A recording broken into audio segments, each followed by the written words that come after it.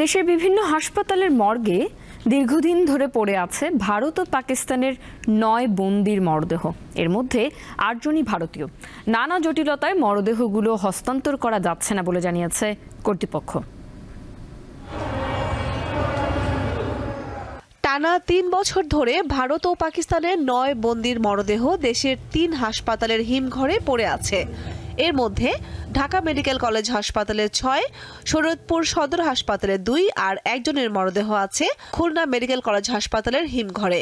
শরীয়তপুর সদর হাসপাতালের হিমঘরে থাকা ২ ভারতীয় নাগরিকের একজন বাবুল সিং ও অন্যজন সতেন্দ্র কুমার। মরদেহ দুটির নিরাপত্তায় আছেন ২ কারারক্ষী ও হাসপাতালের এক ডোম।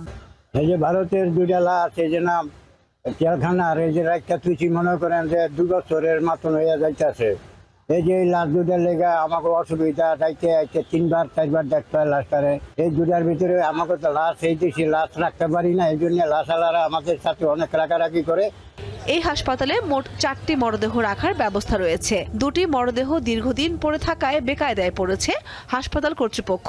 কন্টিনিউয়াস এই যে বিদ্যুৎ খরচ হচ্ছে, প্লাস এই যে টাকাগুলা কারা কর্তৃপক্ষ তাদেরও বরাদ্দ থাকে না, এগুলো আইনা দেওয়া একটা জটিলতা সৃষ্টি হয়।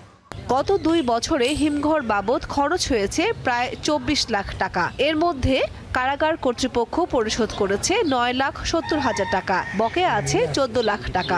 ভারতীয় হাইকমিশনের পক্ষ থেকে এটার কোনো ব্যবস্থা নেওয়া হচ্ছে না। যতদিন পর্যন্ত এই ব্যবস্থা না নেওয়া হবে ততদিন তো এটার কোনো সুরাহা হচ্ছে না। আমরা চাচ্ছি এটা দ্রুত একটা ব্যবস্থা হোক।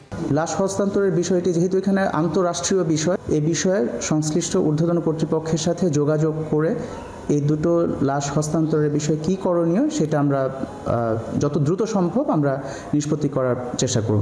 অবৈধ অনুপ্রবেশের অভিযোগে গত ২ বছরে শরীয়তপুরে আটক হয়েছে ২২ ভারতীয় নাগরিক। বর্তমানে জেলার কারাগারে বন্দী আছে ৪ নারী সহ ২০ জন। দীপ্ত, বার্তা কক্ষ।